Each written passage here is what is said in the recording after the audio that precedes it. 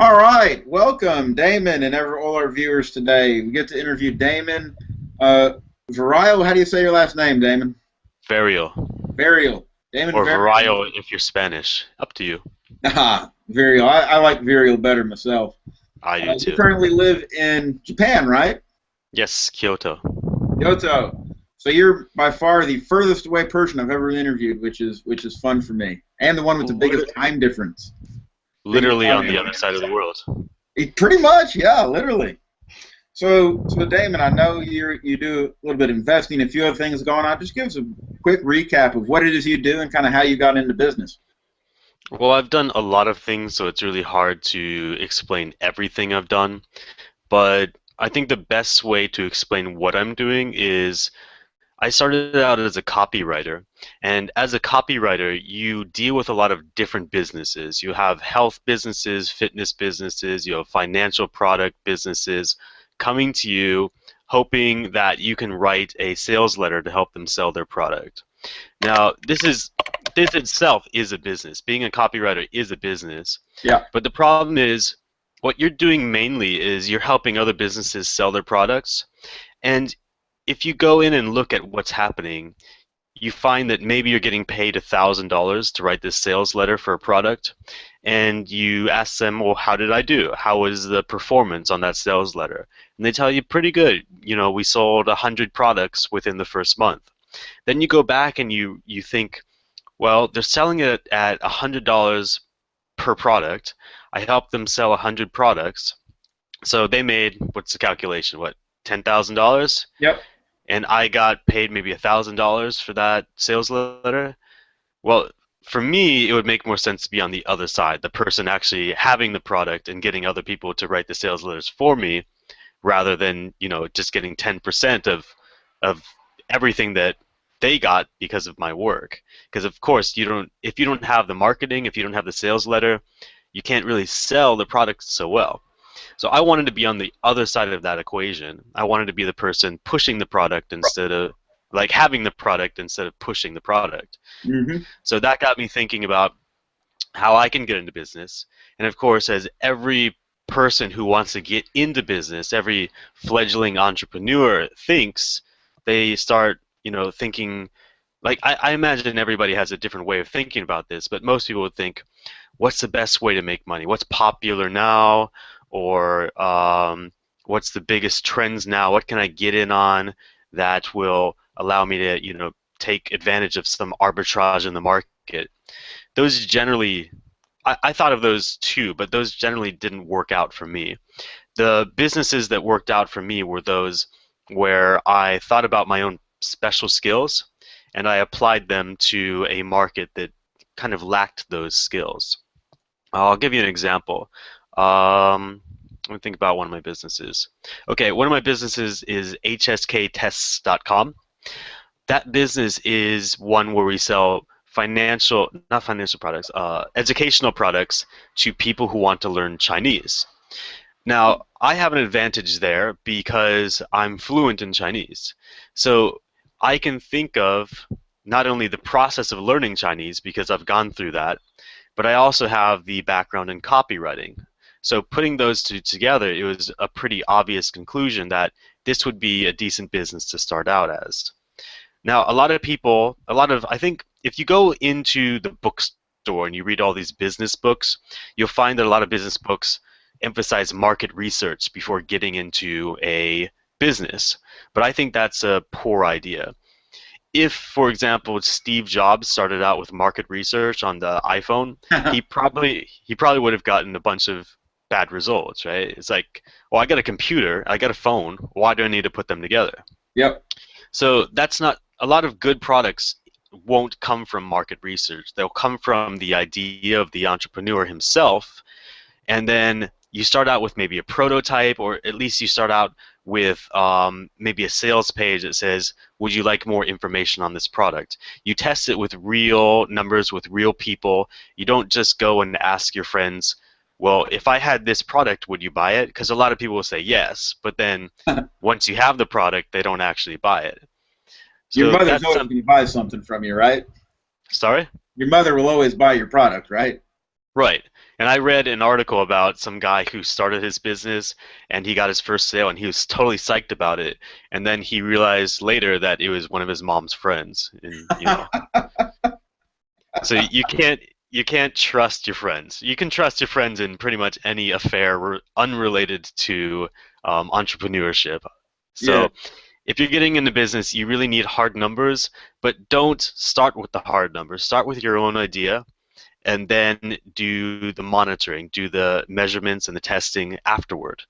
And if it doesn't work out, then you can switch to a new idea. A lot of businesses these days, just because of the internet, are easy to start up with, a small time investment and a small financial investment, so that if you do make a mistake, it won't make you bankrupt. You just oh yeah, switch, you just pivot. and So that's what back I to see go ahead. really neat about Kickstarter, because Hmm. you can test your idea and see if anyone's actually going to buy it.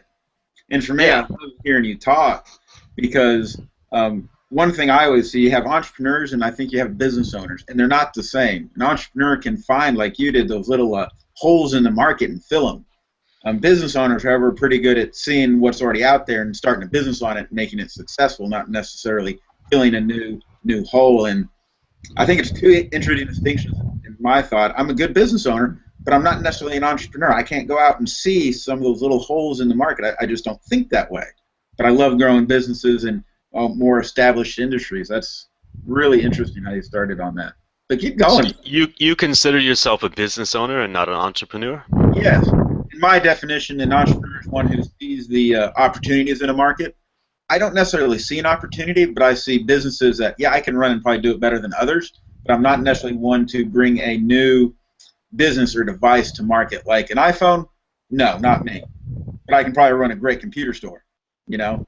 But I can't necessarily think in the entrepreneurial sense of coming up with my own product or initiative and starting it that way.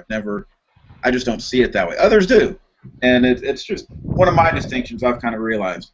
And think a lot of business owners are great at running a business, may not see the market in the same way a true entrepreneur sees the opportunities out there in the holes. If that makes sense in my thinking.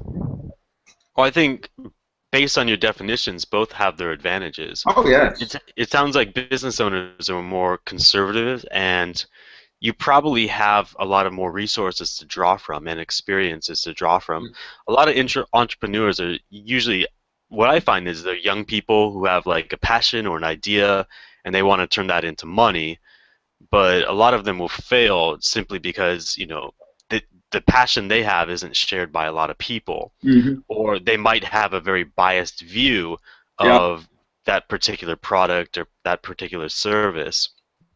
And they You'll may see a not lot of even be a good business owner. They may not even know how to run the business. I've come across too. Great idea, great product, but they don't know the business side of it. Do you have a lot of constituents as a business owner, or are you pretty much working for yourself? What do you mean by constituents? Do you have, for example, shareholders, or do you have people behind you telling you that, well, maybe this idea will work, but we need to, fact check it? Uh, I actually have a franchise behind me, so I'm actually a franchise owner. Um, Hmm. and it's a good franchise. They allow a lot of invention and stuff throughout the franchise, and they encourage it. So it's almost entrepreneur sort of way. But I consider myself more business owner than entrepreneur. But you have a lot more freedom than the average business owner, I would Yeah, imagine. I got tremendous amount of freedom to do and open up the marketing and take my business and add different things to it as needed within the framework and the rules of the franchise. So yeah, I got freedom and I love it. I love it. It's really the best of everything, I think. Well, I think that's why a lot of people get into business. They want that freedom.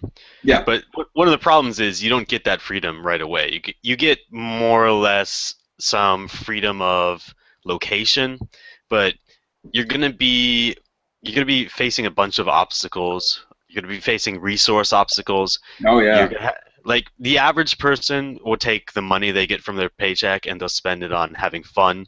They'll take their weekends and make it into a vacation time. Uh, they can hang out with their spouses or their girlfriends pretty much every day. But the entrepreneur doesn't have that opportunity. The entrepreneur needs to think, well, okay, maybe I won the lottery, like a small amount from the Mhm. lottery. I've got to invest that in my business, or I've got some extra time. well, what should I do with that time? Instead of going surfing, you're probably going to be sitting at home working on your new product. Hmm. And the same goes with health and relationships. Those are things you're going to have to make sacrifices in all of these areas if you want to start up a new business. Oh, definitely. So that freedom comes at a price. It's more like, instead of, okay, the average person is trading 5 days a week for 2 days, Saturday and Sunday, right? Yep. But the average entrepreneur is probably, say, like, you can say like this: he's spending maybe 1 year, 7 days a week, 12-hour days, in exchange.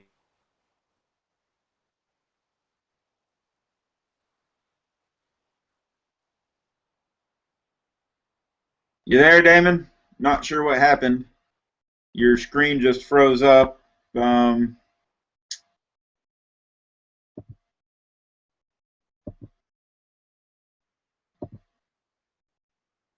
well, I'm not entirely sure what happened to Damon there. We'll give him a couple minutes to see if he comes back. Hopefully, his internet will come in. I was really looking forward to hearing what he was saying about business. You're back for me. What about you? Ah, okay, there you are. Fantastic. Go ahead and continue then. I don't know where I got cut off. You got cut off saying um, your average entrepreneur is going to trade more or less year, 2 or 3 years for 10 or 12 years of freedom is kind of where Yeah, we're going with. that's more or less it. So if you're willing to sacrifice, if you have that willpower to say, hey, babe, I know you want to come over today, but I got work to do. If you have the willpower to say, I can't spend 2 hours in the gym every day, if that was your habit before, then you can be an entrepreneur. You just got to realize it's going to be a short sacrifice in the long term, but it's going to seem like a long-term sacrifice in the short term. Yep, I think you hit that one right on the head. So, in your experience, and I'll tell you, I love copywriting. It's one of the fun things I get to do for my clients sometimes and myself. I just love the whole creative part of it. And I think if you can understand how to sell something through written word, it makes an in-person meeting so much more effective because there's a lot more psychology and thought that goes into what is this person thinking and what are they going to say. So I love copywriting. It's such a fun field, and I've read several books on it. It's really, really a fun endeavor. Um, so just looking at that, looking at your businesses, what were some of your bigger struggles in getting your businesses going? And getting them going themselves, well, resources mainly. Mm, You're pretty much stuck on whether you want to trade your money for time or you want to trade your time for money. If yeah, you're a person who has the ability to quit your job for a year to focus on your business because you can finance your lifestyle with your savings, then you're going to be spending a lot of time on your business. On the other hand, if you have a full-time job and you really can't spend a lot of time on your business, well, you're going to have to, downgrade your lifestyle so that you can take that extra money and outsource it to people who can work on the business for you. So it's really a question of money versus time. Of course, if you're already rich, this is not a problem for you.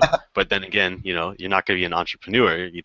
Generally, rich people don't start new businesses. They get into trading or something like they that. get into trading or buying businesses and growing them. I know we've got several coaches around who buy businesses and grow them and make the money by reselling them. That's Right.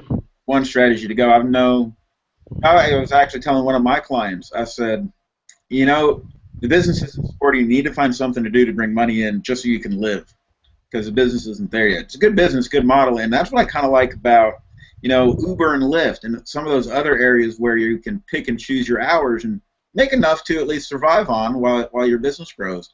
Have you ever had any experience working maybe something part-time to keep a business growing or? Well, yeah, I keep my copywriting, my freelance copywriting and freelance translation jobs on the side.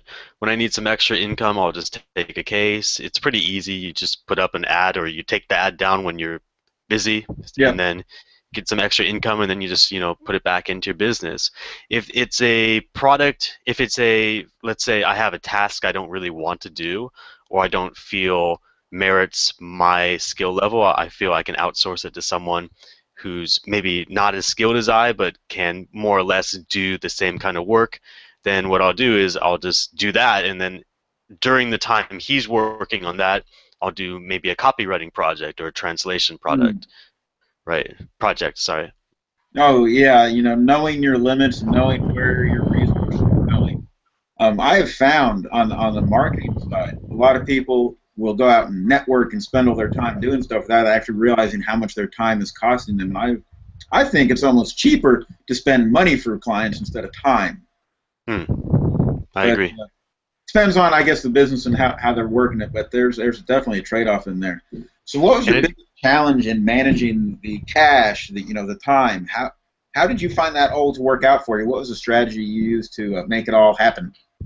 time management or money management? Probably a little bit of both. You can share a little bit about both. Would be fantastic. Well, for money management, at the very beginning, I started looking for an investor, and I know a lot of people probably don't. Well, at least they don't believe that they can find an investor for their business, especially if it's a small business. But I did find an investor quite quickly for my bigger projects. For my smaller projects, yeah, time management was a big deal because if you don't have a boss, so you don't have deadlines. The only person who can give you a deadline is yourself. And if you're not giving yourself deadlines, you'll find that some of your projects will go on for years and years and years. But when you look back at it after it's done, you think, it wasn't such a big project. If I took a weekend off and just focused on that project, I could have got it done. So it's really more of a question of um, how dedicated are you to this project? Because if you're really dedicated to it, you can take a vacation. You can go to like some cheap place in South America, sit down in a hotel for, a week, pump out the product, go back to your home, and then just work on the marketing. Because actually, the marketing is more money based, and the product creation is more time based. And if you're working in a team, you can more or less distribute the work amongst your team, and then you can just focus on your one aspect. So a lot of my businesses started out as joint ventures, like the hsktest.com, that website where we're selling Chinese materials. I'm not a native speaker of Chinese. I'm fluent, but I couldn't really create the practice tests, and I couldn't um, you know, create the Chinese content for that. So I outsourced that to him. I focused on the explaining the content in English, and then we put our stuff together to where we had a product very quickly, as opposed to if I had sat down and did it all myself and then went to go find people to outsource and then, sent that outsourced work to an editor to make sure that it's all correct. If you find someone you can trust and you get into the business together, things will move a lot faster. And you'll find that as you want to expand, if you don't have someone who can help you expand, you're going to reach an upper limit to where your business is more or less at a plateau. Yep. So yeah, you've probably seen that before. Oh yeah. I mean, a business without employees there's a limit to what an owner can do for themselves and their business. There's only so much time, and that's really the limiting factor. It's not so much money; it's the time an owner can spend on the business, and there's only so much of it. And yeah. Especially if you diversify. Oh Because yeah. I think most business owners will find, well, I think the fact is that most businesses will fail. And if you get discouraged by that first failure, maybe you're not cut out for business. So what you really should be doing is you should be diversifying. If your first business doesn't work, try pivoting, try moving it in another direction. That next direction doesn't work for you, well, you can switch to another business idea. It's not like you only have one chance, especially if you're in America. Like, even if you spend a lot of money in a business and it fails and you go bankrupt, you can still come back. It's not like Europe where bankruptcy is, kind of like a mark on your body where you carry it through your entire life and you don't get another chance. In the US, you got lots and lots of chances. So why not diversify, try a bunch of businesses, figure out the ones that stick, focus on those, and then, you don't have this time management problem because you already see what's making money. Yep, that's very true. I know Donald Trump went bankrupt, gosh, like 4 or 5 times, I think. He went bankrupt quite a few times before he finally found one that made him a whole lot of money. Hmm. So it is tremendous opportunity here in America for sure for a lot of that. So, in your experience, what would you say for a young entrepreneur, even an experienced business owner, Well, I got to share this real story real quick. It just hit me. I was just talking to one of my clients today. She sent me a text. She goes, "Hey, I don't want to talk to you today. I didn't get the work done I was supposed to this week. We'll talk next week. I had a few hiccups, right?" And I think having someone to hold you accountable to some of those goals you said is huge. I know for myself and my business, my coach has helped me become a whole lot more. And I think having that outside person, or even partner, you mentioned partner in there, is crucial for a lot of that. So for a young entrepreneur, what would you say would be, your top one or two tips to get started or to grow a business? What do you think those would be for you if you want to give advice? Well, individual tips, I would say at the beginning of your business venture, you got to think in the long term. Really, you need a business that's scalable if you want it to be not only passive but to be profitable.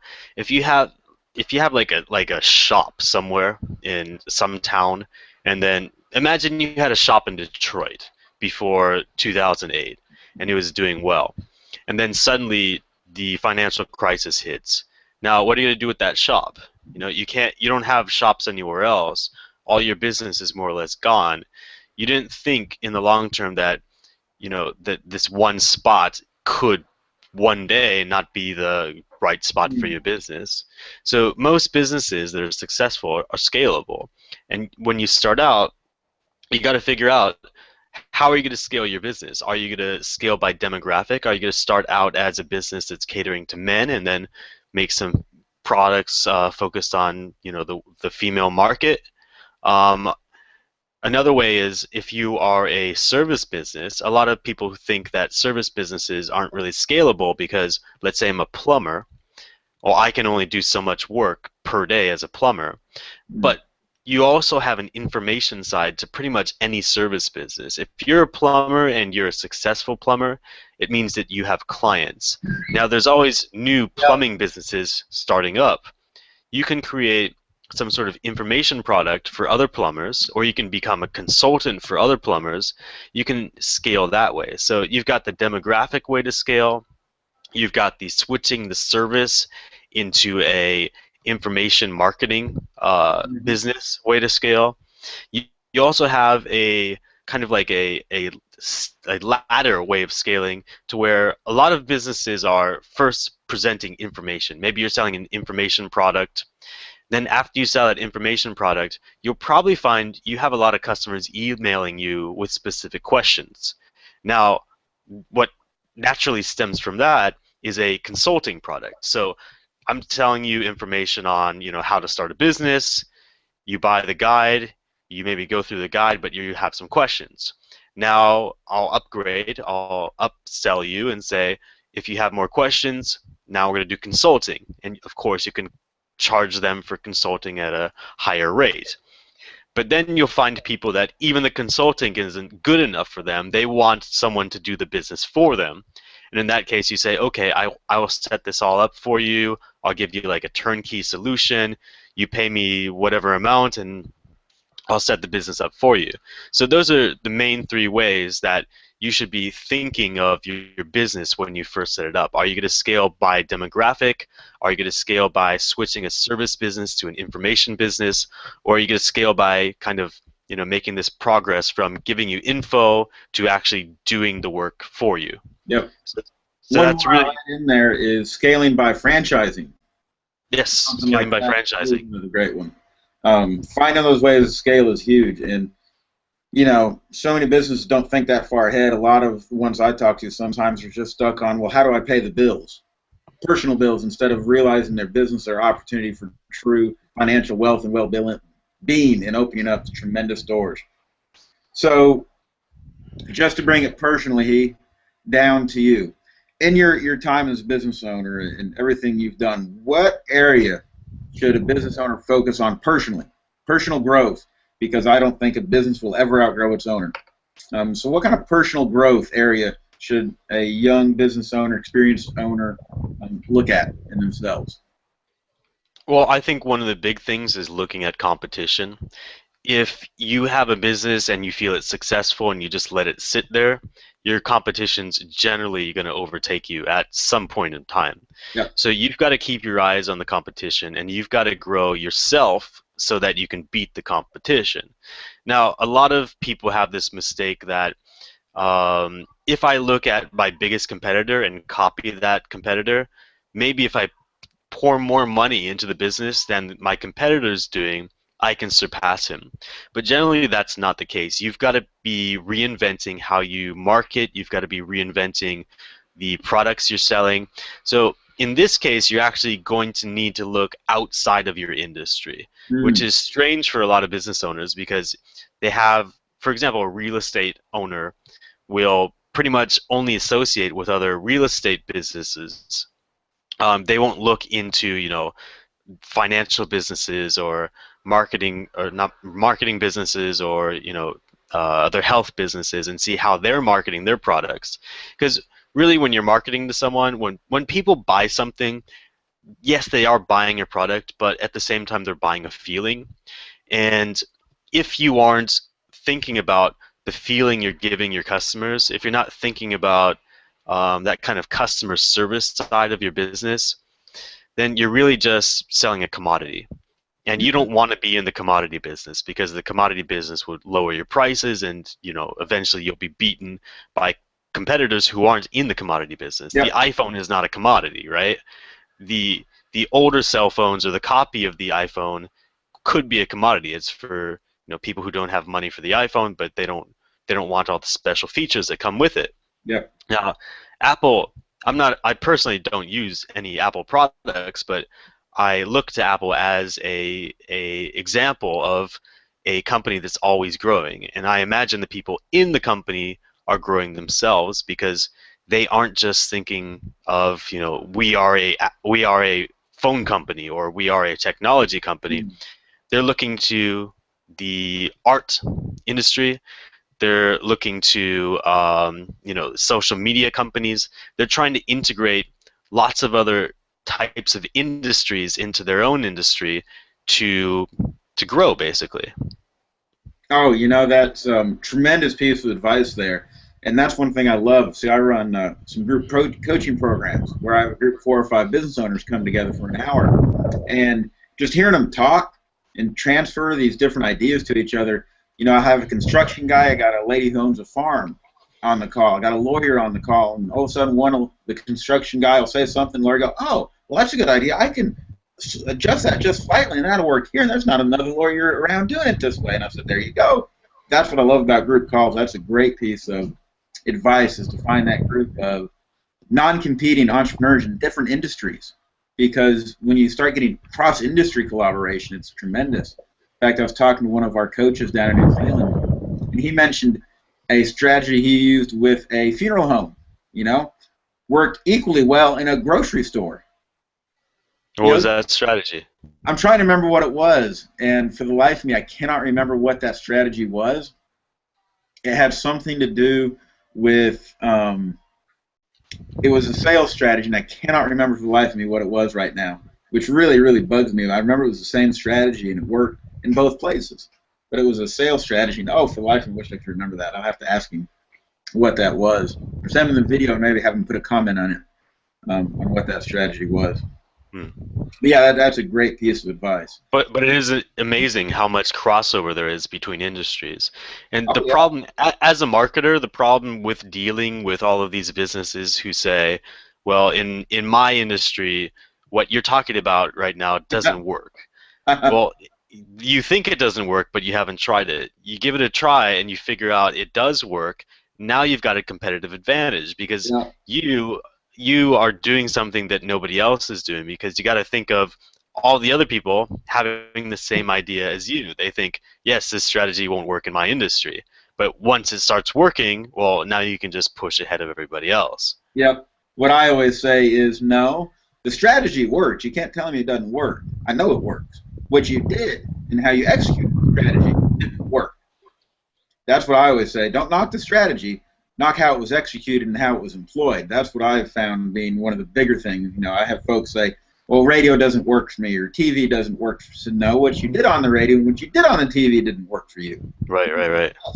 And find out what will work for you. It may take 8 months, may take 10 months, may take a year. I know the Marlboro Man took, I think, like almost 24 months before it actually started to work. but it shot the company from like 47 all the way up to like number 2 and number 1. It took 18 20 months. That's a huge thing. So any parting words of wisdom before we round out our interview today? Parting words of wisdom.